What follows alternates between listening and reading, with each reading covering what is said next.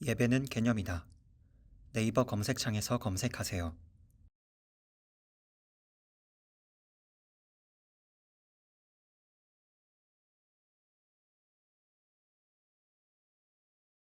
하나님 말씀 오셨습니다. 하나님 말씀 마태복음 13장 20절과 21절 말씀, 신약성경 21페이지입니다. 신약성경 21페이지 마태복음 13장 20절 21절 말씀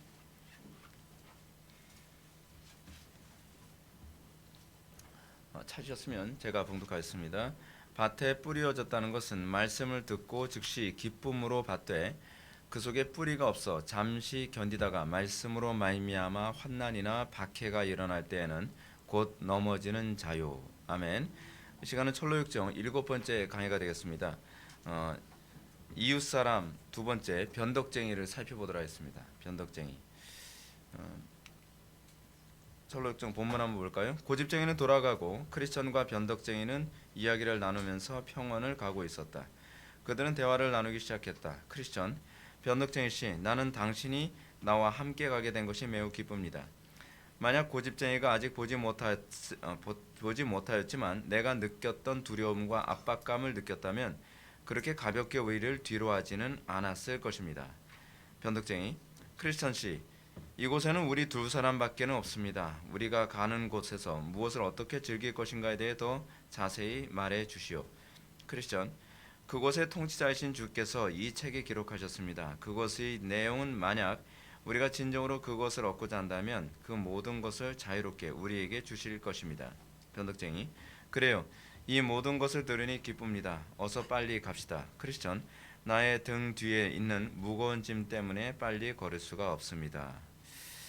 우리가 지난 시간에 크리스천의 이웃 첫 번째 그 고집쟁이를 우리가 살펴보았습니다. 그 고집쟁이와 변덕쟁이의 특징을 우리는 뭐라고 얘기하냐면, 우리 내면에 있는, 우리가 순례길을 가지 못하도록, 우리가 십자가를 향하지 못하도록 만드는 두 개의 본성에 관한 것, 그리고 그 두 개의 본성은 사실은 우리만 가지고 있는 것이 아니라 우리 주변에 있는 사람도 가지고 있기 때문에 우리가 이 부분이 이중적으로 이해되어야 될 필요성이 있죠. 내 속에서만 작용하는 것이 아니라 내 밖에 있는 다른 이웃들과의 관계에서도 그렇게 작용을 합니다. 근데 이제 문제는 뭐냐면, 내 본성에 이 문제가 해결되지 않으면 이웃들과의 관계에서 동화가 된다는 게 문제입니다. 항상 우리는 우리 내면에서 이런 죄성의 문제가 해결되어졌는지를 항상 점검해 볼 필요성이 있습니다. 우리가 예를 들어서 이단에게 미혹되는 이유가 무엇입니까? 이단이 미혹을 잘했기 때문이 아니라 내 속에 그 이단의 그 사상이나 또는 이단이 가지고 있는 그 본성이 나와 맞기 때문에 거기에 동화되는 것이거든요. 그러니까 우리는 항상 우리 자신을 먼저 점검해야 될 필요성이 있습니다. 우리 자신이 항상 정확하게 점검되지 않으면, 제가 그런 말씀드리잖아요. 여러분들이 거듭나지 않고 여러분들의 죄성이 해결되지 않으면, 죄악된 본성이 해결되지 않으면 여러분들의 죄성에 딱 들어맞는 그런 이단이 있다니까요. 우리는 우리에게 맞춤형 이단을 아직 만나지 못해서 우리는 흔들리지 않는 경우가 많이 있죠. 구원파? 아이고 어떻게 그런 거에 미혹돼. 신천지? 말도 안 돼. 하나님의 교회? 아니 어떻게 어머니 하나님 믿어? 뭐 그렇게 나가다가 어느 날 갑자기 자기의 본성에 딱 들어맞는 이단을 딱 만나면 여기에 진리가 있네.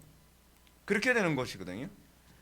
그러니까 우리는 이런 사람들은 아무리 설득해도 소용이 없죠. 왜냐하면 자기의 본성에 이 문제를 해결할 수 있도록 하나님께서 끊임없이 기회를 주셨는데 그 부분을 해결하지 아니함으로 말미암아 내 타락한 본성에 딱 들어맞는 이단을 만나게 돼서 그 사람이 움직인 것이기 때문에 자석처럼 들러붙습니다. 자석처럼 그냥 척 달라붙죠. 그러니까 우리는 항상 우리가 하나님과의 관계를 소중히 여기고 내 죄악된 본성, 여러분들 신앙은 결코 장담할 수 있는 게 없다는 것을 항상 기억하셔야 됩니다.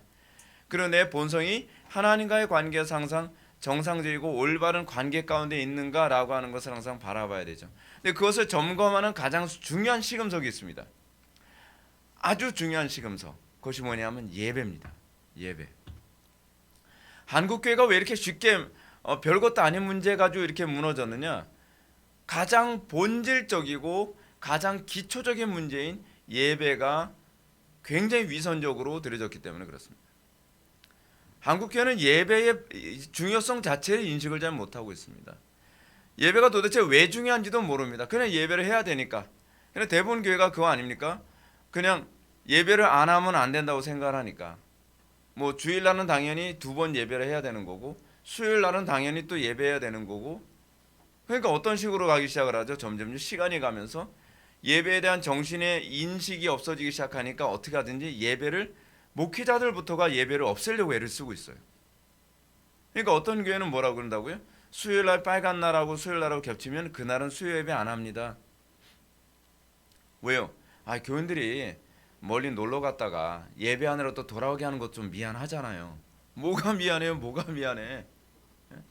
그게 신앙의 본질인데, 그래서 그거 교인들의 그런 어떤 배려를 위해서 수요 예배를 생략을 한다는 거예요.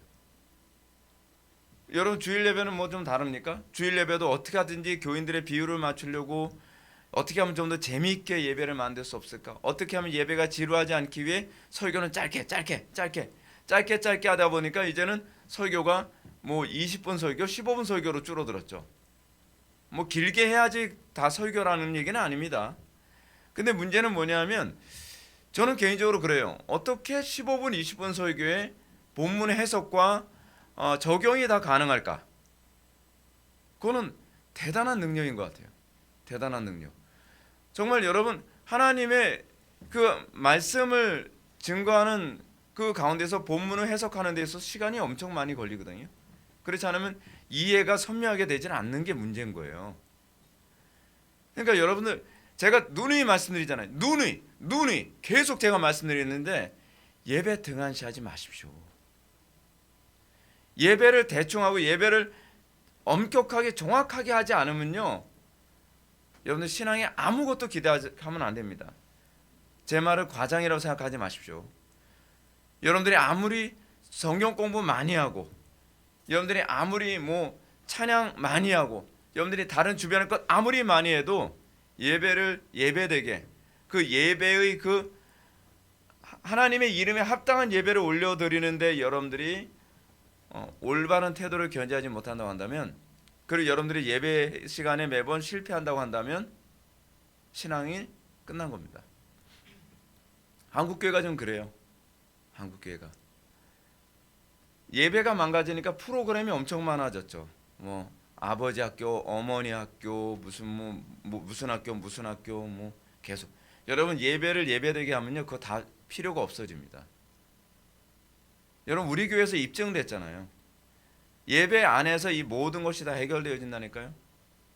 예배 가운데 성령의 임재가 가득하고, 그리고 신령과 진정으로 성도들이 예배하게 되면 그 예배를 통해서 하나님과의 관계가 회복되고, 하나님과 관계가 회복되어지면 가정의 문제가 해결되고, 부부간의 문제 해결되고, 부모와 자녀 간의 문제 해결되어지고, 사회적인 문제가 다 해결되어져요. 문제는 뭐냐면 예배라고 하는 본질을 등한시 여기면서 그 주변의 것으로 이 문제를 해결하려고 드는 거예요. 그러니까 선교단체라는 것이 만들어지고, 이상한 프로그램 자꾸 만들어지고, 그러면서 점점 삐그덕거리고 점점 썩어져 가는 거죠. 마치 사람 몸이 어느 한 부분이, 기관이 망가졌다 칩시다. 예를 들어서 뭐 장이 망가졌다든지 폐가 망가졌다든지 심장이 망가졌어요. 그러면 그 부분을 고쳐야 되는데, 이 부분을 고치지 않고 겉으로 드러난 증상만 이걸 어떻게 해결하려고 하다 보면 어떻게 몸이 점점 망가지기 시작하죠. 이 약 먹어보세요, 저 약 먹어보세요. 먹으면서 오히려 다른 분이 오히려 약 때문에 중독증이 생기고, 균형이 자꾸 무너지니까 무너진 다른 쪽을 또 먹이려고 또 먹으면서 또 이 부분 증상 없애려고 하고. 근데 본질이 있잖아요. 본질. 신앙의 본질이 뭐예요? 가정이 무너졌다고 해서 여러분 가정을 손대는 게 아니에요.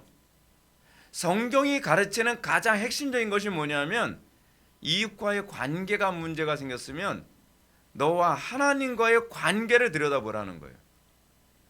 나라가 지금 무너졌으면 나라를 바라보는 것이 아니라 하나님과 그의 백성들과의 관계를 바라보라는 거예요. 근데 우리는 그렇게 들여다보지 않아요. 자, 어느 날 어떤 사람이 예수님께 찾아왔습니다. 병 고쳐달라고 찾아왔어요. 근데 예수님께서 뭐라고 하냐면 내 죄가 사함을 받았느니라. 아니 병 고쳐달라는데 무슨 내 죄가 사함을 받았느냐를 얘기하냔 말이에요. 그러니까 예수님 뭐라고 말씀하십니까? 내 죄가 사함을 받았느니라라고 얘기하는 것과 네 물건이 가지고서 일어나 걸으라는 말과 무엇이 더 쉽겠느냐? 신앙의 본질에 관한 얘기죠. 이 문제가 어디서부터 출발됐다고 예수님께서 진단하시는 거예요? 하나님과의 관계 문제라는 거예요. 관계 문제. 여러분 지금 우리의 신앙의 문제에서 이 문제부터 해결 안 되면 아무것도 안 됩니다. 제가 입만 열면 예배 하는데 제가 목회사역 한 30년 가까이 하면서 제가 알게 된 게 뭐냐면 예배가 본질이라는 걸 알게 됐어요. 창세기에서 출발부터 뭐부터 문제가 되냐면 예배의 파괴서부터 시작을 해서 요한계시록에 가서 궁극적으로 딱 맞춤표를 찍는 것이 뭐냐면 예배의 완성으로 맞춤표를 찍어요. 여러분 십계명 제가 말씀드렸죠? 십계명이 뭐죠? 하나님 사랑, 이웃 사랑이죠. 하나님 사랑 어떻게 하라고요? 예배로. 제 1계명 뭐죠? 하나님만 예배하라. 제 2계명 하나님을 왜곡되게 예배하지 마라. 제 3계명 뭐죠? 여호와 이름을 망령되이 일컫지 말라. 웨스트민스터 소결의 문답에 보게 되면 여호와 이름을 망령되이 일컫지 말라라고 하는 것은 그의 이름에 합당한 경건을 올려드리지 않는 것이라고 얘기했어요. 그럼 예배죠. 그것도요. 예배. 제 4계명 뭐죠? 안식일을 거룩히 준수하라. 예배죠. 예배와 관련된 거죠. 율법의 이중 강령. 첫째는 뭐예요? 내 마음을 다하고 목숨을 다하고 힘을 다하고 지혜를 다해서 주 너의 하나님을 사랑하라. 예배를 어떻게 하라고요? 마음을 다해야 된다는 거예요.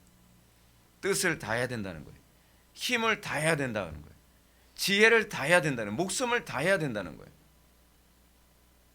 그 하나님 사랑의 그 첫째 강령, 예배가 정확하게 섰을 때 그 다음에 비로소 하나님께서 기뻐하시는 바른 이웃 사랑이 가능하다는 거예요. 저는 형제를 사랑이 안 돼요. 왜 사랑이 안 될까요? 예배를 점검해 보세요. 하나님과 관계가 안 돼 있어서 그런 거예요. 저는 왜 자꾸 습관적으로 거짓말을 하죠? 예배를 점검해 보세요. 그렇잖아요. 왜 저는 도벽이 있죠? 예배의 문제예요. 그래서 하나님과 관계가 해결되어지면 죄인들에게 어떤 현상이 나타나죠? 죄에서 자유함을 얻죠. 예배 문제예요. 예배 문제. 궁극적으로 예배는 엉터리로, 예배는 아무렇게나, 예배는 그 위선적으로 예배하면서 우리는 뭐라 그래요? 우리는 윤리를 잘 지켜야 된다는 거예요. 도덕적이어야 된다는 거예요. 우리는 거짓말하면 안 되고, 우리는 살인하면 안 되고, 간음하면 안 되고, 뭐 그런 거죠. 아니요. 하나님께 대한 사랑이라고 하는 이 예배의 본질이 명확하게 되어 있지 않은 상태에서 윤리 도덕은 다 범죄 행위예요. 믿음을 하지 않은 것은 다 죄니까.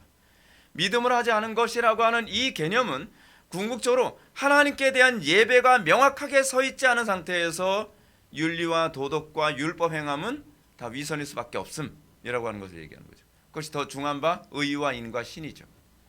의와 인과 신은 하나님께 대한 예배거든요. 하나님께 대한 우리의 태도죠. 그렇잖아요. 제가 한국 교회의 가장 심각한 문제가 이거예요.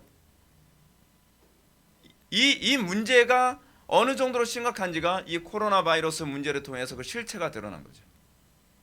자, 얘기는 뭐 이 정도만 합시다. 우리가 오늘 변덕쟁이 이제 고집쟁이와 이제 헤어지고 이제 변덕쟁이의 문제를 이제 다루게 됩니다. 변덕쟁이와 이제 평원을 가고 있는 장면을 보겠습니다. 예. 고집쟁이는 돌아가고 크리스찬과 변덕쟁이는 이야기를 나누면서 평원을 가고 있었다. 그들은 대화를 나누기 시작했다. 여러분, 이 부분이 굉장히 중요한 부분이에요.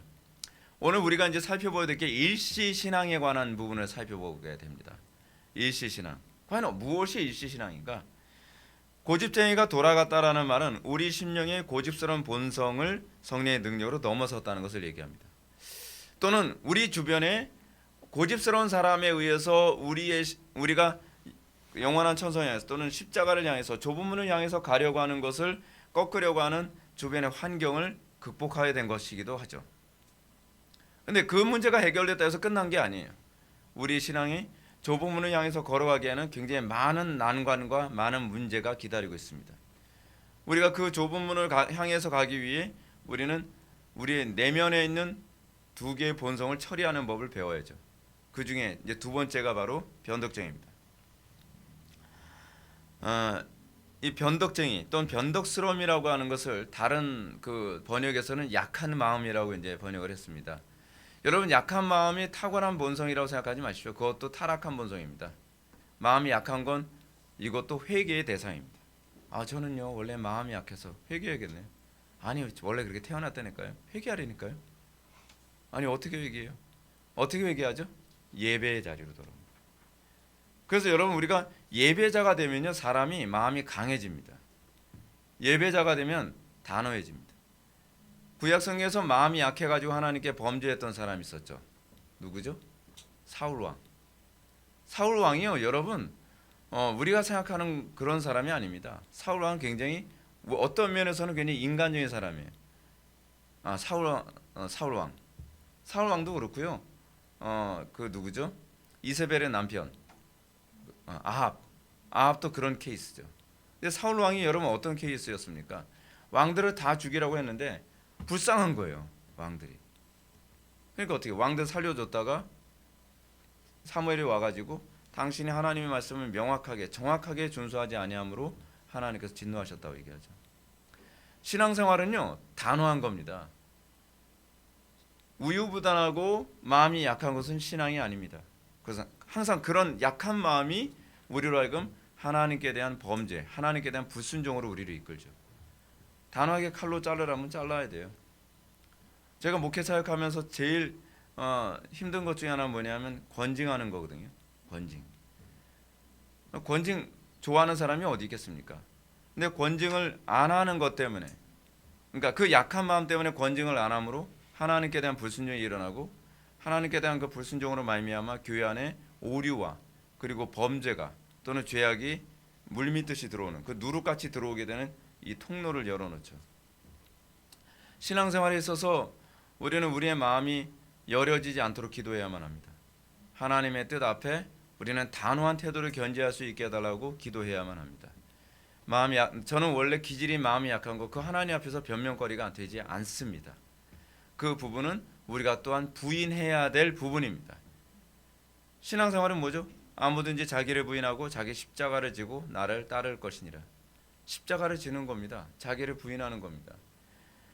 각자마다 어떤 사람에게는 원래 마음이 강성이라서 덜 부인해도 나는 되는 사람이 있는 사람이 있는가 하면, 어떤 사람은 마음이 약해서 더 많이 부인해야 될 사람이죠. 특히 여러분들 마음을 강하게 해야 될 부분 중에 하나는 뭐냐면 여러분들 자녀들을 대하는 겁니다. 여러분들 자녀들을 양육하는 데 있어서 냉철해야만 합니다. 엄격해야만 합니다. 자녀들이 불쌍하다고 해서 자녀들에게 징계를 하는 것을 좀 덜하거나 더하게 되는 것, 이건 하나님 앞에 바람직하지 않습니다. 불쌍하다고요? 그 자녀를 미워하는 겁니다. 자녀 불쌍하게 안 느끼는 사람 있으면 그 사람은 좀 이상한 사람이죠. 누구나 다 자녀를 불쌍히 여깁니다. 그러나 우리는 더 큰 사랑을 하기 위해서 자녀들이, 저도 그래요. 저도 자녀들 잘못했다고 이제는 다 컸으니까 뭐 이제 매를 들지 않지만, 자녀들 매 들고 나면요, 매 들고 난 제 자신이 더 괴로워요. 애 때리고 나서 울 때도 있다니까요. 너무 괴로우니까. 근데 여러분, 자녀들은 그 모습에서 또 사랑을 보게 돼요. 우리는 그리스도께서 우리를 사랑하신 방식대로 사랑해야만 합니다. 하나님께서 우리를 어떻게 사랑하셨어요? 하나님은 뭐 사랑이 없어서 우리를 때리십니까? 하나님은 사랑이 없으셔서 우리한테 그렇게 매정하게 대하십니까? 어떻게 보면 욥을 대한 거 보면은 하나님은 참 사랑이 없어 보이죠. 근데 그게 우리의 타락한 본성이라니까요. 하나님께서는 사랑하시기 때문에 자녀들을 자녀처럼 대우하는 방식이에요. 그죠? 그래서 여러분들 마음 약한 거, 그건 회개해야 될 부분입니다. 그것 때문에 오히려 죄와 오류가 들어오게 되는 경우가 많죠. 사탄은 실제로 항상 그런 식으로 우리에게 접근해 들어옵니다. 나 불쌍하지? 그래서 불쌍한 표정으로, 그렇죠? 그 뭐죠? 장화 신은 고양이 이렇게 귀 이렇게 그런 식으로 오류가 그런 식으로 들어온다니까요. 그런 놔두면 안 돼요. 그 고양이는 한 대 장화를 벗겨서 집어 던져야 돼요. 변덕스러움, 이 온유의 특징을 번역은 뭐라 하냐면 평온을 가는 동안에는 대화가 잘 됐다는 말로 표현하고 있습니다. 여러분 일시 신앙에 관한 얘기를 지금 하고 있는 겁니다. 여러분들의 심령 안에 있는 여러분들 본성에 관한 얘기이기도 합니다. 여러분들 어떤가요? 여러분들 평안할 때 별 문제 없을 때 설교 잘 받아들여지지 않나요? 여러분들의 타락한 본성이 말을 잘 듣죠. 아 그래 당연히 저렇게 신앙생활 해야지. 그렇지 저 옳은 말씀이지. 주일은 철저히 해야지. 그리고 뭐 쉬지 말고 기도해야지. 오케이 평안할 때는 내 본성과 갈등 별로 없죠. 그리고 평안할 때는 우리는 다른 지체들과도 별로 갈등하지 않습니다. 근데 문제가 뭐죠? 문제는 내가 하나님의 말씀대로 살면서 충돌을 할 때입니다. 우리가 하나님 말씀대로 정확하게 살기 시작하게 되면 그 다음부터 우리는 충돌이라는 것이 시작됩니다. 고난이라는 것이 오기 시작을 합니다. 고난이 오기 전에는 우린 대화 잘 됩니다. 저는 목회하면서 그거 되게 많이 느낍니다. 성도들이 처음에 우리 교회 왔을 때 뭐라 합니까? 정말 제대로 된 교회, 정말 예배다운 예배하는 그런 교회를 찾아서 왔어요. 오케이. 근데 이제 시간이 가면서 어려움이 자꾸 생깁니다. 뭐 거리가 멀어서 어렵고 또는 뭐 배우자의 뭐 반대라든지 이러저러한 여러 가지 문제들이 충돌이 일어나기 시작을 합니다. 근데 그거 일어나기 전에 어때요? 저하고도 대화가 굉장히 잘 돼요. 다른 성도들하고도 굉장히 교통이 잘 일어나요. 그렇죠. 아멘이죠. 할렐루야죠. 뭐 놀렐루야죠. 뭐 다 얘기 나와요. 그러다가 문제가 생기면 말을 안 해요. 부딪히는 거예요. 왜요? 속으로는 그런 거죠. 목사님 제 입장 대보세요. 목사님 그 입장 아니니까 그런 거 아니에요? 저보고 대놓고는 안 그래요. 네, 대놓고는 안 그래요. 근데 그런 거죠 사실은요. 그래서 교통이 안 돼요. 교통. 평온을 가는 동안에는 이 크리스찬과 이 변덕쟁이가 대화가 잘 되는 것처럼 평안할 때는 우리가 정말 신앙인지 아닌지 알 수가 없습니다. 우리의 신앙은요 평안할 때가 아닙니다.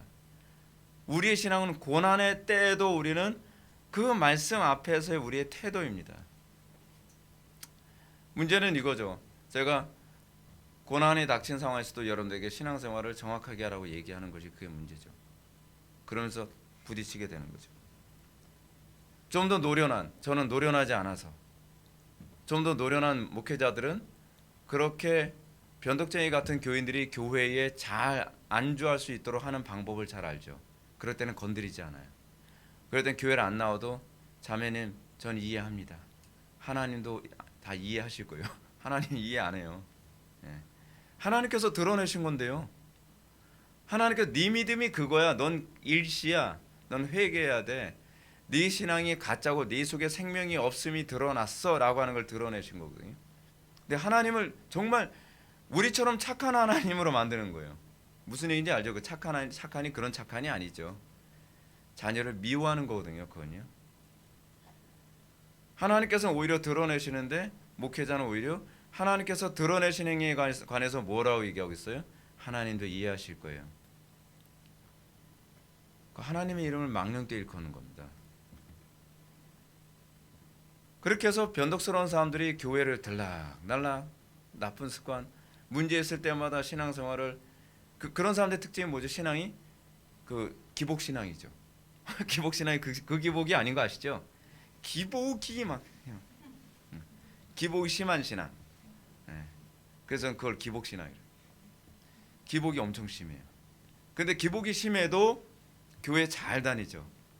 자매님, 형제님, 저는 그래도 기다려줍니다. 그 성격 좋은 목사님, 성격 나쁜 목사. 그걸 신앙이라고 합니까? 아, 성격 진짜 나쁘다.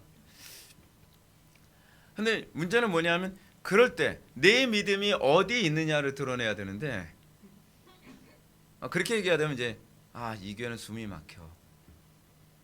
그 성격 좋은 목사님 찾아서 가는 거죠. 평원을 갈 때는 그런 분들하고 대화가 상당히 잘 됩니다. 근데 절망의 수렁에 딱 빠지면 이제 대화가 안 되기 시작을 하죠. 그죠? 크리스찬과 같이 절망 시장에 딱 떨어지니까 뭐라고 얘기합니까? 당신의 하나님이 그런 하나님이었어? 이게 순례의 길입니까? 이게 예수 믿는 거예요? 곧바로 바뀌죠. 변덕스러움은 고난이 오기 전에는 그 실체를 드러내지 않습니다. 그래서 하나님께서 우리에게 고난을 허락하시는 겁니다. 나는 과연 내 속에 생명이 있는가? 생명의 특징이 뭐예요? 생명은 물을 거슬러 올라갈 수 있는 힘이 있는 거죠. 생명은 그래도 그리스도께 대한 믿음을 지켜내는 거죠. 어렵다는 거 압니다. 아니 어려운 게 아니라 불가능합니다. 목사라고 해서 여러분 뭐 항상 평탄하게 살아갑니까? 목사라도 그렇지 않아요. 항상 사는 게 고달퍼요. 그래서 그냥 믿음으로 한 발자국 한 발자국 그렇게 걸어갑니다. 그렇기 때문에 제가 여러분들 힘들고 어려운 거 모르는 게 아니에요. 다 알아요. 오히려 여러분들 겪는 거 저는 거의 다 겪는 것 같아요. 저는 좀 빼주시지 이런 거. 근데 그런 거 안 빼줘요. 왜냐하면 그렇지 않으면 목회자가 설교를 하면서 정죄하듯이 설교하니까 성도들의 심정을 아는 거죠. 연약해서 기도 생활을 잘 못하고 건강이 안 좋아서 경건 생활에 자꾸 어려움이 있는 거 다 알죠. 아시잖아요. 제가 몸이 람보가 아니잖아요. 제가 몸이 안 좋아서 계속 골골대고 그러잖아요. 그러면서 그런 분들의 심정을 이해하죠. 근데 이해하지만 이거는 사느냐 죽느냐에 관한 문제이기 때문에 영적 생존의 문제이기 때문에 그래도 기도해야죠. 지금 어깨를 딱 치는 거죠. 왜 쳐? 그런 거죠. 네. 기분이 안 좋으면요. 기분 좋을 때는 격려로 들리는데 그죠? 일시신앙은 신앙생활의 고난이나 난관에 닥치기 전에 그 실체를 드러내지 않죠. 다른 성도들과 교통도 비교적 잘 이루어집니다. 그러나 어려움과 고난만 닥치면 대화가 안 됩니다. 근데 여러분 이건요 가정 안에서도 그렇습니다. 가정 안에서 일시신앙의 문제는 그겁니다. 가정 안에서 또는 교회 안에서 우리 일상의 문제에 있어서 평소에 대화가 잘 되고 평소에 교통이 잘 일어나는 것 같아도 문제가 딱 생겼을 때 그 안에서 갈등이 생기기 시작합니다. 생각이 달라요. 왜냐하면 그 고난의 때에 비로소 목표하는 그러니까 지향하는 방향이 다르다는 게 거기서 실체를 드러내는 거예요. 여러분 일시신앙과 크리스찬은 어떻게 보면 그러니까 지향하는 바가 같은 것처럼 보입니다. 왜요? 똑같이 영원한 천성을 바라보기 때문에. 근데 영원한 천성을 바라보는 관점이 다르죠. 크리스찬은 뭐예요? 거기서 영원한 생명, 거기서 진리, 그리고 하나님과의 온전한 사랑의 완성을 바라보고 있다고 한다면 이 변덕쟁이는 뭘 바라보고 있는 거죠? 거기서 도출되어서 나오는 풍요로움, 안락함, 행복감, 즐거움 그것만 바라보는 거예요. 오늘날 교회 안에서 상당수의 사람들이 교회 예배당에 와서 기대하는 게 뭐죠? 천당이 가져다주는 그 풍요로움, 천당이 가져다주는 그 안락함, 천당이 가져다주는 그 행복감 아닌가요? 근데 사람들이 교회 안에서 그 소리만 듣죠. 여러분 상상해 보십시오. 천당에 가면요, 뭐 그 초코파이 안 좋아하는 사람한테는 거부감이 있을지 모르겠는데 막 초코파이로 된 뭐 짱돌이 굴러다니고요, 그 환타가 흐르고요, 그리고 막 그 과자집이 있고요, 막 얼마나 행복하겠어요, 여러분. 근데 천국은 그런 곳이 아니거든요. 천국은 우리의 육신의 만족이 주어지는 그런 곳이 아니라 우리가 그리스도와의 온전한 연합을 통해서 우리는 행복을 느끼는 곳이거든요. 천국의 그 긍정적인 요소만을 가지고서 사람들이 천국을 바라보다가 예수 믿는 게 왜 이렇게 힘들어? 예수 믿는 거 정말 손해봐야 되고 난 이렇게까지 못 믿겠어. 여러분 우리 교회 와서 여러분들 느끼는 거 혹시 그런 거 있지 않으실까요? 이 교회 오면 그래도 뭐 갈등 없을 줄 알았는데 이 교회 오면 그래도 뭐 다른 교회보다 좀 뭔가 더 나을 줄 알았는데 이 교회 와도 여전히 뭐 인간 냄새 나고 이 교회 와도 갈등이 있고 이 교회 교인도 뭐 다른 교회 교인들보다 뭐 특별히 나은 것도 없고 뭐 그렇게 생각을 하는. 그러면서 여러분들의 궁극적인 목표가 그리스도라고 한다면 여기 사람들이 저 별하별 사람들 다 있어도 신경 쓰시면 안 돼요. 예. 다 여기 있는 사람들이 다 천사가 아니에요. 다 이렇게 교정되어져 가는 과정이거든요. 변화되어져 가는 과정이에요. 근데 자꾸 핑계를 대죠. 저 사람하고 요즘 갈등이 생겨서 기분 나빠서 이게 못 다니겠어. 뭐 그런 또는 신앙생활하면서 여기 생기는 어떤 부딪힘. 근데 그 부딪힘이 사실은 우리를 성화시키기 위해 하나님께서 주시는 과정이라니까요. 어렵지만 교회 옮기면 똑같은 사람이 또 있어요. 얼굴만 다르지. 그죠? 왜냐하면 하나님께서 그 과정을 통해 우리를 다루고 계시는 거거든요. 그래서 이런 그 신앙의 방향성에 심각한 혼란을 겪으면서 순례의 길을 가는 성도들과 심각한 갈등을 보이죠. 이런 사람들은 그 신용성의 변덕쟁이와 같은 본성이 아직 해결되지 않았기 때문입니다. 그러니까 여러분 이 부분이 해결되는지 고민 많이 해야 돼요. 우리 교회 오게 되면 여러분들 그 부분은 확실하게 드러납니다. 네, 아주 축복받은 교회죠. 그래서 확실하게 드러나요. 그래서 여러분들 이 문제 해결하기 위해서 씨름하셔야 돼요. 언젠가는 이 문제는 해결해 보셔야 되는 거거든요. 근데 우리는 이 문제 해결하지 않고 어떻게 하려고 하죠? 이제 가난한 성도가 되려고 하는 거예요. 가난한 성도. 이제 핑계 대는 거죠. 피해 의식. 요즘 그 트렌드가 그거잖아요. 피해 의식. 가난한 성도. 나는 문제 없고 교회가 문제라서 인공위성처럼 한 30% 그 기독교 인구의 한 30%가 계속 떠돌아다니죠. 계속 떠돌아다녀. 이쪽 교회에서 한 몇 개월 또는 몇 년 있다가 또 옮기고 그러면서 또 다른 교회 옮기고 다른 교회 옮기고 다른 교회 옮기고 계속 옮겨요. 계속 옮기는데 뭐라 그래요? 한국 교회 썩었다. 천주교 가보세요. 똑같이 썩었어요. 불교 가보세요. 거기도 만만치 않아요. 문제는 이렇게 떠돌아다니다가 어디로 이제 하나씩 이제 들어가냐면 이단으로 가게 됩니다. 내 욕심에 딱 맞는 그런 이단이 기다리고 있거든요. 여기야 여기. 자석처럼 착 달라붙죠. 그러면서 인생이 망가지고 가정이 망가지고 삶이 망가지죠. 여러분 가난한 성도들은요. 물론 한국 교회가 문제가 많은 건 사실입니다. 근데 여러분 제가 이 문제는 분명히 말씀드릴게요. 기독교 역사상 제대로 된 교회는 항상 몇 퍼센트 안 됐습니다. 그거는요. 초대교회 이후에 항상 그랬어요. 요즘만의 현상이 아니에요. 성도들은 항상 그런 가운데서 어떻게 믿음을 지키느냐의 거룩한 싸움을 하는 거죠. 내가 신앙생활을 정확하게 하려고 하는 마음이 있고 그것을 위해서 하나님께 부르짖고 기도한다면 하나님께서 진리의 길로 갈 수 있도록 인도해 주실 겁니다. 근데 문제는 뭐냐면 우리는 자꾸 환경 핑계 대는 거죠. 여기엔 목사님 설교는 좋은데 목사님이 성격이 안 좋아. 뭐 그렇다고 해서 타락했다는 건 아닌데. 그래서 바꾼다. 그렇잖아요. 뭐 여기에는 교인들이 마음에 안 들어. 뭐 그렇다고 바꾸. 그럼 여러분들한테 마음에 드는 교회는 과연 어디에 있을까요? 저 무지개 넘어 저 어디엔가 있을까요? 네. 치르치르 미치르가 찾고 있었던 그런 그거 없습니다, 여러분. 자기를 부인해야 될 문제고 하나님과의 관계 안에서 우리가 헤쳐나가야 될 부분이죠.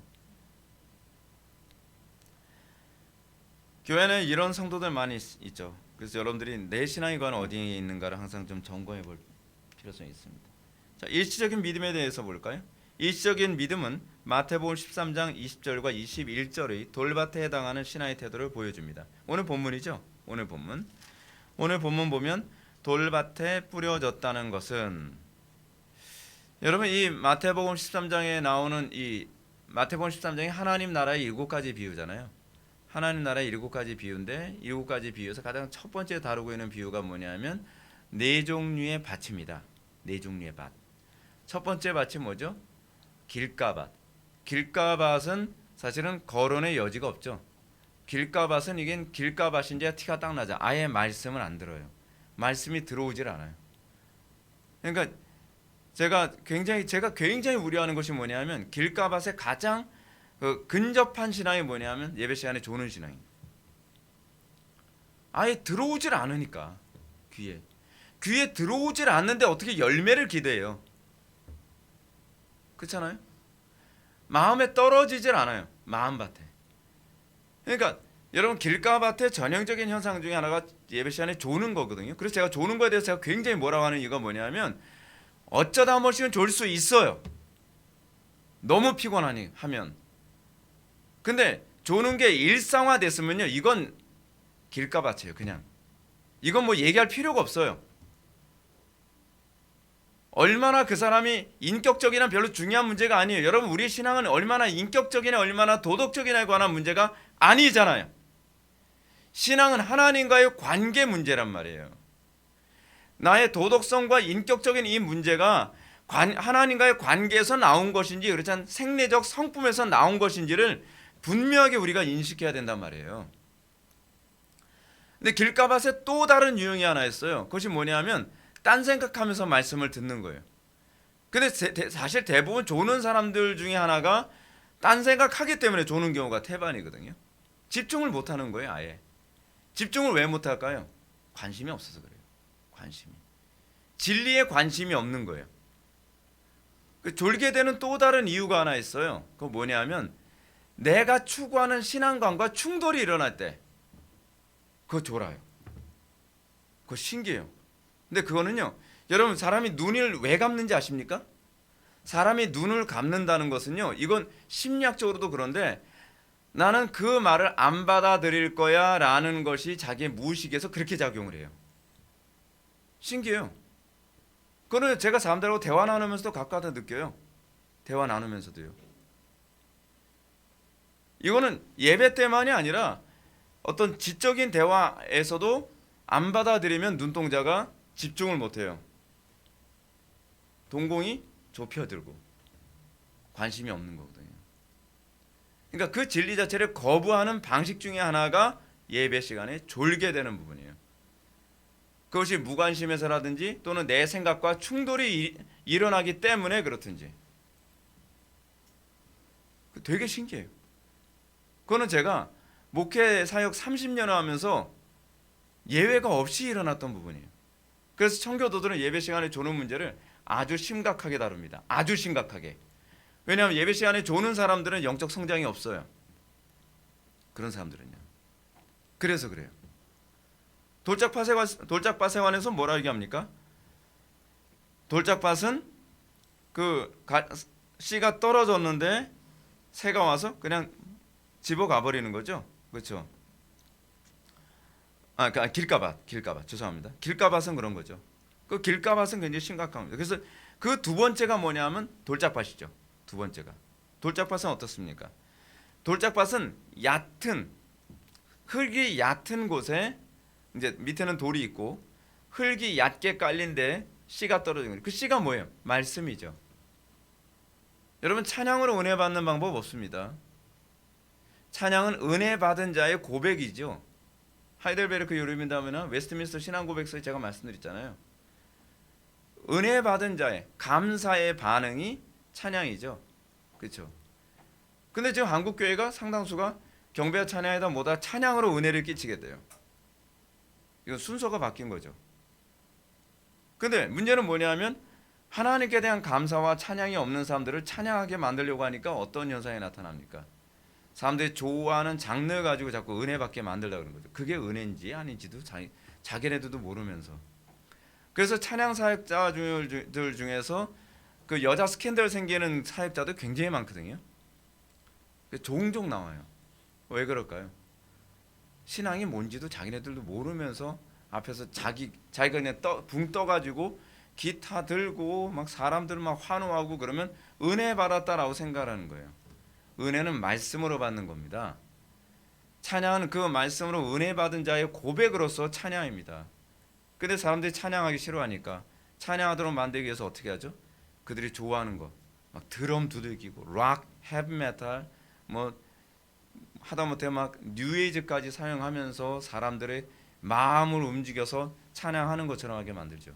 그 정작 제가 특정 교회를 제가 얘기할 수는 없고, 그래서 제가 이제 그 찬양 집회에 한번 갔었는데 거기서도 이제 그런 일이 있는 거예요. 찬양은 뜨겁게 하는데 어떤 목사님 나와서 찬양 그 설교를 딱 하니까 다 곧바로 이제 묵념으로 들어가는 거예요. 다 묵념. 설교가 좀 길면 설교 좀 짧게 해주세요. 짧게. 어떻게 하나님께서 말씀하신다고 하는데 설교를 짧게 해달라고 얘기할 수 있어요? 그리고 헌금 시간에 헌금하자고 하니까 사람들이 막 누가 뒤에서 목덜미 잡는지 막 우르르 막 나가기 시작을 해요. 그럼 과연 흥분하면서 막 찬양했던 건 뭐죠? 눈물 흘리면서 찬양했던 건 뭐죠? 그리고 거기서 막 결심도 시켜요. 오늘 이 시간 여러분들 중에서 선교사로 나가실 분 있으면 그 자리에서 일어나시기 바랍니다. 막 우후죽순처럼 일어나요. 전 안 일어났어요. 전 선교사로 가기 싫었거든요. 여전히 싫어요. 저는 그쪽의 소명이 아니라고 생각했으니까. 저는 그건 감정 가지고 사람들 선동한 거라고 생각하거든요. 근데 선교사 가겠다고 손들고 일어나고 했던 그 인간들이 죄송합니다. 그렇게 얘기했어요. 그분들이 왜 헌금하기 싫어서 막 나가고 그러죠? 왜 설교 시간에는 왜 묵념을 하는 거죠? 그 은혜 받은 거 아니거든요. 은혜가 뭔지에 대한 개념이 없어서 그래요. 은혜가 뭔지. 은혜란 하나님의 말씀이 내 가슴에 박혀서 열매 맺는 거예요. 내가 예배자로 살게 되는 거예요. 그게 은혜 받은 거죠. 우리 20절 한번 볼까요? 돌밭에 뿌려졌다는 것은 말씀을 듣고 즉시 기쁨으로 받되. 길가 밭하고의 차이가 뭐죠? 길가 밭은 아예 말씀에 대한 감각이 없죠. 그렇죠? 말씀이 떨어지는데 그냥 아무 느낌이 없는 거예요. 여러분들 어떤가요? 여러분들 계속 예배에 참석하는데 나는 설교가 난 별로 은혜 받았다는 게 뭔지 모르겠어. 이게 이제 전형적인 길가밭. 말씀을 듣는데 전혀 감각이 없는 거예요. 무감각. 여러분 길가밭은 어떻죠? 다져지고 다져지고 다져져서 단단해진 그 바닥이잖아요. 그걸 길가죠. 마음이 강팍해진 상태에 대한 표현이죠. 근데 돌짝밭은 어떠냐면 돌밭에 뿌렸던 돌짝밭에 관한 얘기를 이렇게 얘기합니다. 이 5절. 더러는 흙이 얕은 돌밭에 떨어짐에. 돌이 있는데 돌 위에 흙이 얕게 덮인 상태에 있는 거죠. 흙이 깊지 아니하므로 곧 싹이 나오나라고 얘기합니다. 이게 바로 뿌리를 내림을 뭐라고 하냐면 기쁨으로 받대요. 자, 근데 이 부분과 관련해서 우리가 봐야 될 중요한 성경 구절이 하나 있는데 뭐냐면 데살로니가전서 1장 6절이에요. 데살로니가전서 1장 6절 말씀 한번 보실까요? 데살로니가전서 1장 6절 보면 데살로니가 교회가 말씀을 어떻게 받았는가를 한번 볼 필요성이 있습니다. 데살로니가전서 1장 6절 1장 6절 다 같이 한번 읽어보실까요? 시작. 또 너희는 많은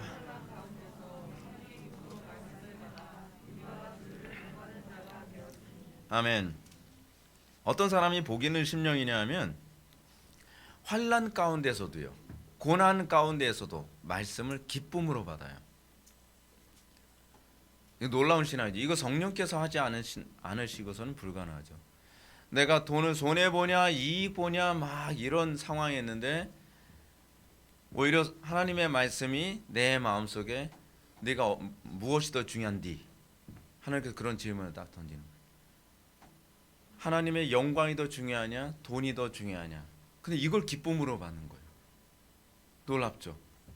그렇죠? 그리고 우리의 삶 속에서 내가 사람들과 관계에서 자존심이 상하든지 나의 명예가 손상될 수 있는 상황에서도 하나님의 영광에서 어떻게 살아야 될지를 하나님의 말씀이 딱 선포되는데 기쁨으로 받는 거예요. 이건 성령의 역사죠. 그 기쁨으로 받는다는 것은 여러분 조나단 에드워즈 얘기를 하게 되면 조나단 에드워즈는 우리가 은혜 받음으로 말미암아 변화되는 현상이 뭐냐면 먼저 이성의 자극이 있고요. 그 다음에 감정의 자극이 되고 그리고 의지를 움직여요. 그 열매가 어떻게 나타나는 거죠? 하나님의 말씀을 받는 게 중요한 게 아니에요. 어떤 분은 이런 얘기예요. 제가 예배 시간에 제대로 잘 집중 못하고 자꾸 막 졸고 그래서 옛날에 어떤 다른 교사 안수 집사 이제 직분을 받았던 분이신데 제가 그분한테 그런 말씀드렸어요. 집사님 예배 그렇게 하시면 안 됩니다. 예배 시간에 자꾸 그렇게 조시면 안 돼요. 제가 진지하게 말씀드렸더니 그분이 하신 얘기가 목사님 다 들었어요. 무슨 내용인지 다 알고요. 제가 그 소리 듣는데 할 말이 없더라고요. 여러분들이 설교 어떤 정보를 들었냐 중요하지가 않아요. 여러분들이 착각하는 게 하나 있는데요. 정보를 많이 집어넣으면 열매가 나온다고 생각해요. 아니요. 그걸 기쁨으로 받을 때라야만 그것이 의지를 움직이고 열매와 연결되어져요. 아니 정신이 몽롱한 상태에서 설교를 들었는데 무슨 열매를 기대합니까? 그 설교 듣고 나서 나가 사는 거 엉뚱하게 사는 거죠. 아는 건 아는 거고 사는 건 사는 거죠. 근데 여러분 데살로니가 교회는 어떻게 했다 그래요? 말씀을 환난 가운데서 성령의 그냥 기쁨이 아니라 성령의 기쁨으로 말씀을 받아. 그리고 나서 의지가 어떻게 나오죠? 우리와 주를 본받는다 되었다. 먼저 지성의 자극을 받고요. 그 다음에 감성의 자극을 받고요. 그러면서 의지의 변화가 나타나는 거예요. 어떤 분은 C.S. 루이스를 향해서 지적인 회심을 했다라고 얘기하는데 그런 회심 없습니다. 회심은 전인격적입니다. 지정의의 회심입니다. C.S. 루이스가 지적인 회심을 했다면 뭐했다 그렇게 떠들어댔는데 결국 C.S. 루이스 나중에 어떻게 됐습니까? 개종을 해봤잖아요. 가톨릭으로요. 지적 회심 없다는 걸 그냥 입증한 거예요. 근데 왜 목사님들이 자꾸 C.S. 루이스가 지적 회심을 했다는 성경에도 없는 얘기를 자꾸 하는지 모르겠어요. 회심은 전인격적이거든요. 회심은요. 여러분들이 관심을 가져야 될 게 뭐냐면 어떤 정보를 얻기 위해서 예배당에 오지 마시라는 거예요. 그것도 타락한 거라는 거 알고 계십니까? 소위 지성주의에 빠져 있는 뭔가 지적인 정보를 많이 알므로써 내가 뭔가 좀 더 퀄리티가 있는 신자인 것처럼 생각하는 거. 그게 얼마나 심각한 위선인지 모릅니다. 중요한 건 여러분들이 그 말씀을 내가 기쁨으로 받았느냐. 그래서 그 말씀대로 살고자 하는 강력한 성령의 능력을 통한 의지의 발동이 일어나느냐가 중요한 거예요. 그런 사람만 변화가 있죠. 그러니까 여기서 다시 한번 얘기한다면 돌밭의 특징이 뭡니까? 말씀을 듣고 즉시 기쁨으로 받되 뭐예요? 지적인 것과 감정적인 부분에 영향을 받았다는 거죠. 그렇죠? 근데 그 속에 뿌리가 없어. 잠시 견디다가 견디긴 견뎠어요. 의지의 반응이 있었다는 거죠. 그렇죠? 근데 견디다가 말씀으로 말미암아 환난이나 박해가 일어날 때는 곧 넘어지는 자요라고 얘기합니다. 곧 넘어져요. 그것은 신앙이 아니라는 겁니다. 이것이 일시 신앙의 특징입니다. 자, 존 머레이 교수가 이 마태복음 오늘 본문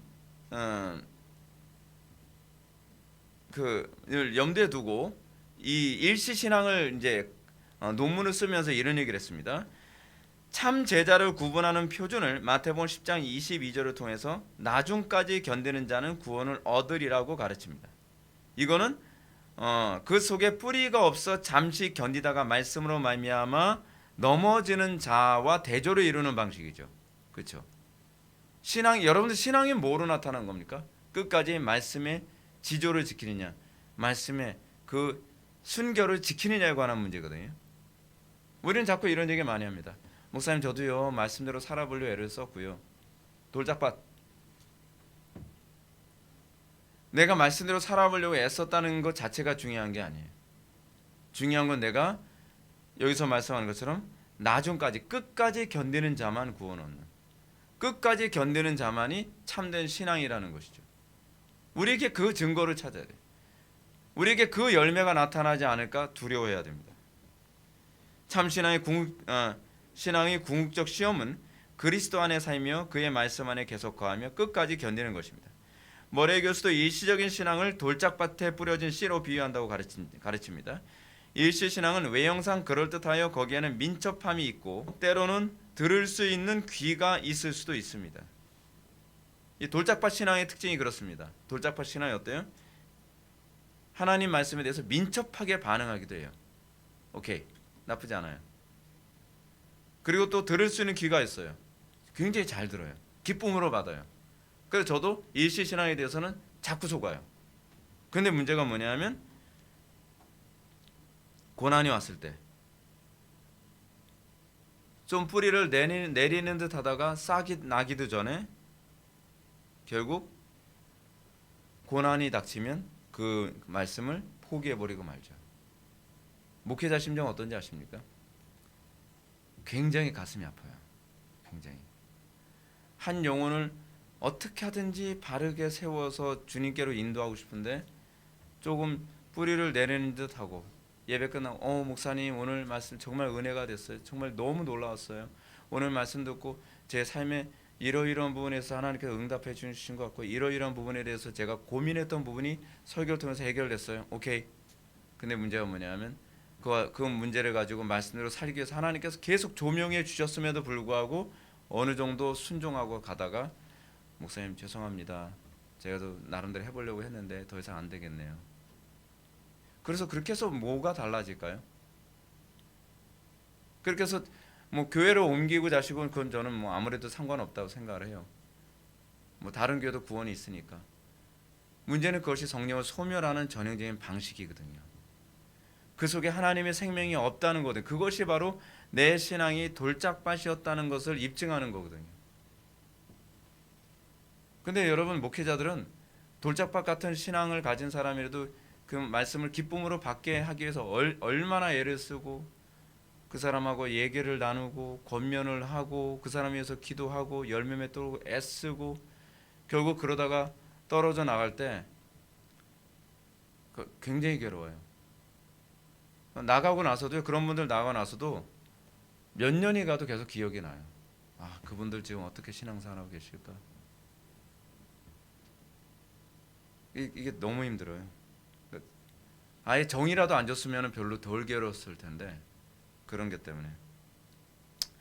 하여간 변덕쟁이의 문제는 절망의 수렁에 빠졌을 때 그 마음이 금세 세상으로 향하게 됐다는 점입니다.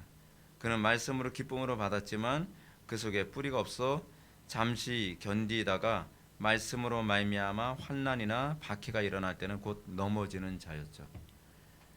우리 속에 그런 변덕쟁이가 없는지. 그리고 제가 이런 부분을 말씀드릴게요. 목사님 저는 이제 그런 변덕쟁이처럼 살아가는 것 같은데 그럼 어떻게 해야 되나요? 하나님과 기도의 씨름에서 자기를 부인하는 법을 배우셔야 됩니다. 이제는 더 이상 미루지 마십시오. 제가 왜 이런 말씀을 드리느냐? 언제까지 교회 옮기고 언제까지 여러분 피해 다니면서 신앙생활 하겠습니까? 세월 금방 갑니다. 그리고 여러분들만 변덕쟁이로 만드는 게 아닙니다. 여러분들 자녀들을 변덕쟁이로 만듭니다. 문제는 그거예요. 여러분들 하나 지옥 가고 끝나는 문제가 아니라 여러분들의 자녀들이 정말 회심하고 은혜를 받을 만한 때 되면 그 부모가 야 교회 옮기자. 교회 또 옮겨요.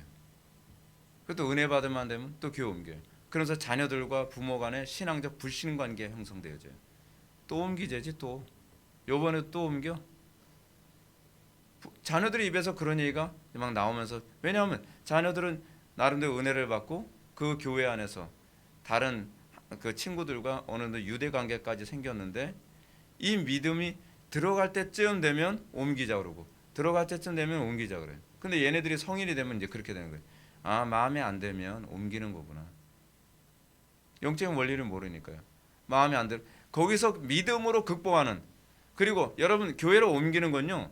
하나님께서 여러분들을 교회로 옮기게 하셨을 때만 옮기십시오. 교회는 그렇게 쉽게 가볍게 옮기는 게 아닙니다. 근데 제가 이런 부분을 많이 봤어요. 한두 번 본 게 아니에요. 특징하는 건 아닙니다. 다른 교회에서 우리 교회 오기 전에 저하고 전화 상담을 되게 많이 해요. 어떤 분이. 정말 우리 교회가 이런 교회고요. 이렇게 어려운 상황이고요. 막 정말 이런 교회를 계속 다녀야 되나요? 그래서 계속 기도 중이었대요. 그래서 몇 년을 기도했대요. 이 교회로 옮겨야 되냐 말아야 되냐 몇 년을 기도했대요. 그렇게 신중하게 기도하면서 우리 응답받고 우리 교회 왔다고 하는데 그분이 우리 교회에서 그런 분들이 우리 교회에서 옮길 때는 몇 달도 기도 안 하고 옮겨요. 이건 무슨 시츄레이션이지? 되는 거예요.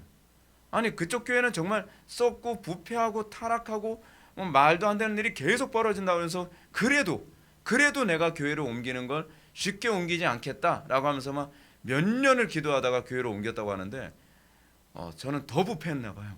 더 부패하고 타락해서 그런지 이런 쓰레기 같은 목사 밑에서는 이 기도할 필요도 없어. 그렇게 하면 옮기는 건지 어떤 건지 모르겠는데 제가 회개해야 될 문제 같기도 한데 아니 뭐 몇 달도 기도를 안 하고서 그냥 곧바로 옮겨버려요.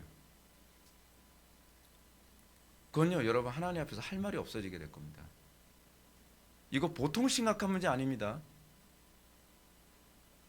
여러분 이거 보통 심각한 문제 아니에요. 여러분들 이거는요 마음에 새기셔야 돼요. 한국 교회가 지금요 제가 본 부모들이 자녀들 신앙 습관을 굉장히 잘못 들였어요. 가난한 교인들 그 부모들이 자녀들을 다 그렇게 습관을 들여놔요. 이제 이 세대를 가십시오. 이 세대가 이제 세상 떠나고 그 다음 세대들은요 더 많아질 겁니다. 교회는 그런 거야. 마음에 안 들면 내 취향에 맞는 교회를 찾아서 떠돌아다니는 거야. 떠돌아다니는 거야. 정 마음에 안 들면 뭐 인터넷으로 예배해도 되는 거. 이제는 그렇게까지 가겠죠. 인터넷으로도 예배해도 예배라며. 그 예배 아닙니다. 인터넷으로 예배하는 것을 가지고서 여러분 마음을 다하고 뜻을 다하고 목숨을 다하고 힘을 다하고 지혜를 다해서 예배하는 것이라고 여러분들 가슴에 손을 얹고 여러분들 그 하나님 앞에 부끄러움 없나요? 저는 마음을 다해서 인터넷에서 예배합니다. 힘을 다해서 인터넷에서 예배합니다. 목숨을 다해서 위선이죠. 위선이 몸에 배서 그래요. 한국교회 교인들이. 명분 좋죠. 뭐 어차피 예배당에 와서 예배하기 싫었는데 지금 그런 거예요. 다른 게 이단이 아니라 이런 식의 명분이 없어서 안달이었는데 이런 명분이 뭐 국가적으로 딱 주어졌잖아요. 게다가 정통 교단에서 몇몇 교단에서 특정한 상황에서는 인터넷을 예배할 수 있다. 나 특정한 상황. 왜 특정한 상황? 그냥 특정한 상황. 내가 생각했을 땐 특정한 상황. 그러면서 자기 합리화해 가면서 인터넷에 예배하는 거죠. 애들 신앙 다 개차발되죠. 생각해 보십시오. 내복바람에 야 그 틀어. 오늘 회복의 교회 그 현장 예배 지금 11시 틀어. 양치하면서 아멘. 그걸 신앙이라고 얘기합니까? 그거 진짜 개거품도 아니고. 오늘 목사님 좀 길다. 좀 버벅대는 것 같고. S교회로 채널 옮겨. 아이고 주여. 자, 변덕쟁이 반응 봅시다. 변덕쟁이 크리스찬씨 이곳에는 우리 두 사람밖에 없습니다. 우리가 가는 곳에서 무엇을 어떻게 즐길 것인가에 대해서 더 자세히 말해 주시오. 크리스찬 그곳의 통치자이신 주께서 이 책에 기록하셨습니다. 그것의 내용은 만약 우리가 진정으로 그것을 얻고자 한다면 그 모든 것을 자유롭게 우리에게 주실 것입니다. 변덕쟁이 그래요. 이 모든 것을 드리니 기쁩니다. 어서 걸음을 빨리 합시다. 변덕쟁이 다른 말로 다른 번역으로 약한 마음이라 했죠. 이 약한 마음이 순례길을 따르는 이유가 뭡니까? 죄에 대한 혐오나 또는 장차 이 세상의 멸망에 대한 그 두려움 때문이 아니죠. 크리스천이 그 얘기하죠. 만약에 저 고집쟁이도 장차 이 세상이 어떻게 멸망할 것인지 안다면 우리와 같이 순례길을 갔을 것입니다. 자, 여러분들은 어떤가요? 여러분들 순례길 걸어가는데 정말 이 죄짐이 무거워서 죄짐을 벗고 싶어서 여러분들은 그 좁은 길을 가게 됩니까? 좁은 문을 여러분 향해서 가게 됐습니까? 그렇지 않으면요, 여러분 좁은 문을 향해서 가기 힘듭니다. 발걸음도 가볍게 좁은 문을 향해서 갈 수 있는 게 아닙니다. 우리가 왜 십자가의 길, 고난의 길, 좁은 길, 솔직히 그렇잖아요. 저도 인생 살면서 느끼는 게 그거예요.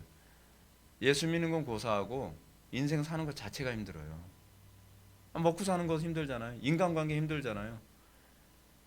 이 세상 돌아가는 거 그냥 내 인생도 힘든데 뭐까지 하면 살아야 돼요? 신앙생활 하면서 살아야 돼요. 남들 다 놀러 다닐 때 우리는 얼굴 허해지게 형광등 불빛 아래서 예배해야 돼요. 뭐예요 도대체? 그렇잖아요. 우리가 진정으로 이것이 하나님께 예배하는 것이 가치 있다고 생각하지 않는다고 한다면 우리는 이렇게 신앙생활 할 수 없습니다. 우린 발걸음 굉장히 무겁게 이 길에 들어섰습니다. 굉장히 심각한 마음을 가지고 있어요. 지금 변덕쟁이 질문 속에는요, 이 세상에 대한 혐오나 진리에 대한 열망은 보이지 않습니다. 그의 관심은 오로지 무엇을 어떻게 즐길 것인가에 맞춰져 있습니다. 성경이 긍정적인 면에만 관심을 갖고 있죠. 한국교회 교인들 상당수가 왜 교회 다닙니까? 천당 가고 싶어서요. 그렇게 생각하는 사람도 되게 많지 않나요? 긍정적인 요소. 사람들 그럽니다. 주의를 온전히 성수하라. 꼭 그렇게 해야 천국 갑니까? 그렇게 질문하는 사람들이 진짜 얼굴에 철판 깔고서 그렇게 질문하는 사람들 많이 있어요. 꼭 그래야 천국 가나요? 그보다 더 온전히 하나님을 예배할 생각을 해야 되는 것 아닌가요? 우리의 목적이 예배거든요. 우리는 예배를 위해서 구원받은 존재예요. 근데 우리는 천당 가기만 한다면, 그러니까 우리는 그거죠. 꼴등이라도 서울대만 들어가면 된다, 그런 식인 거예요. 예. 도대체 이게 무슨 사고방식이 이런지 모르겠어요. 여러분, 우리는요, 꼴등이라도 서울대 들어가면 된다의 개념이 아니에요. 우리는 하나님을 영화롭게 하고 싶은, 나는 내가 그리스도를 내가 추구하게 된 이유가 뭐냐면 내 죄짐에 대한 무거움, 내 인생의 이 죄의 무게를 깨닫고 그리스도를 붙잡음으로 말미암아 소위 구원을 얻고 싶은 거예요. 그 구원이거든요. 누구든지 주의 이름을 부르는 자는 구원을 얻으리라. 근데 크리스찬에게, 여기서 이 변덕쟁이에게는 그게 없죠. 무엇보다 변덕쟁이, 즉 약한 마음의 특징은 표면적으로 볼 때 기쁨이 가득한 것처럼 보여요. 죄에 대한 무게를 전혀 느끼지 못한다는 점이죠. 요즘에 어떤 그 교인이죠? 맨날 예배당 와서 맨날 즐거운 거예요. 맨날.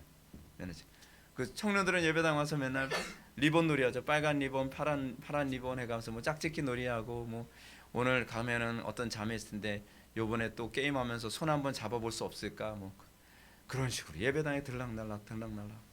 또 가면은 애들이 희덕거리고 아무 생각 없이 그 뭐 단세포적인 그런 모임만 맨날 하고, 모여서 맨날 기타 치고 무슨 배짱이 같이만 보이고. 여러분, 안 믿는 애들이요, 캠퍼스 전도한다고 그 기독교 애들이 맨날 기타 들고 막 이런 모습 뭐처럼 보일 것 같습니까? 배짱이처럼 보여요. 배짱이. 대화해 보면 아무것도 없고, 네가 믿는 게 뭐냐 그러면 뭘 믿는지 나도 잘 모르겠는데, 뭐 예수 믿으면 천당 간대. 그리고 그 다음엔 그냥 천당 간대. 그래, 누가 예수를 믿고 싶겠냔 말이에요. 교회를 왔더니 교회 젊은 애들이 어떤 진지한 인생의 진지한 무게 같은 거 전혀 안 느끼고 맨날 히덕거리고 그러고 앉아 있고. 근데 여러분들 소위 뭐 민중신학이다, 그렇지 않으면 마르크스주의다, 그런 거에 빠져 있는 애들 뭐 갔을 때 애들이 그런다고 하잖아요. 얘네들은 진짜 뭔가 진지하더라는 거예요. 뭔가 고민한다는 거예요. 뭐 민주화를 위해서 고민하고, 뭐 조국 통일을 위해서 뭐 고민하고, 그리고 이 썩어 빠진 이 세상과 이 자본주의를 체결하고, 그죠? 락강을 얘기하고 데리다를 얘기하고, 뭐 그런 막 철학자가 막 듣도 보도 못한 발음도 안 되는 이상한 이름 가진 사람들 이름 막 얘기해. 이야, 여기는 뭔가 생각이 있나 보다. 근데 교회를 갔더니 아무 생각 없어요. 이게 오늘날 교회 안에 있는 변덕쟁이들의 모습이라니까요. 우리는요, 고민 끝에 그리스도를 붙잡으면서 교회 오는 거예요. 그래서 어느 시대든지 정상적인 기독교는요, 교회 안에 사람들이 일단은 젊은이들이 많았고요. 그리고 사람들은 깊이 있는 사색과 고민이 있는 사람이었어요. 번연이 처음에 심하게 된 중요한 동기 중에 하나도 그거잖아요. 여자들이 대화를 나누는 그 대화의 그 깊이에 놀라고 감동을 받았던 거잖아요. 그게 기독교죠. 그게 기독교. 오늘날 한국 교회 안에 있는 변덕쟁이의 특징은 천국의 긍정적인 면만 바라보며 믿음 생활하는 사람들입니다. 죄의 무게도 알지 못해요. 인생의 고뇌 같은 것도 알지 못해요. 진지하게 신앙생활하기 위한 비용 계산을 경험해 본 적이 없습니다. 그냥 철없이 교회만 왔다 갔다 시간만 때우고. 사랑하는 성도 여러분, 우리는 지금 한국 교회뿐만 아니라 전 세계 교회에 지금 아주 치명적인 위기 상황에 우리는 처해 있습니다. 우리 근본적인 것부터 우리는 다시 회개해야만 하는 그런 시대에 우리가 지금 살고 있습니다.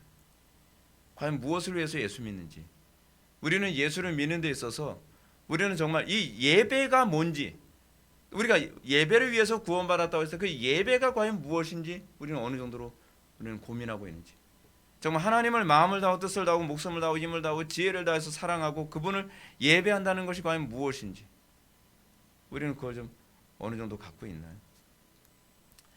안 믿는 사람들이 기독교인들을 봤을 때 그런 거죠. 이 사람들은 뭔가 생각이 있다. 이 사람들은 우리가 알지 못하는 무엇인가 있다. 그런 걸 느낄 때 나도 예수 믿으면 당신처럼 될 수 있나요? 나도 수많은 철학을 찾아봤지만 느낄 수 없는 걸 난 당신에게서 느낍니다. 그게 복음인가요? 그랬을 때 교회가 제대로 서고 있는 거죠. 우리가 힘들지만 신앙생활하면서 정말 신앙의 그 좁은 길을 향해서 걸어가면서 더 그리스도를 정확하게 붙잡고자 하는 그런 태도가 우리에게 나오기를 주님의 이름으로 축원합니다. 기도하시겠습니다. 사랑이 많으신 하나님, 우리 오늘 시간 변덕쟁이를 통해서 우리의 신앙의 목표가 과연 무엇인지를 좀 더 명확하게 이해하고자 합니다.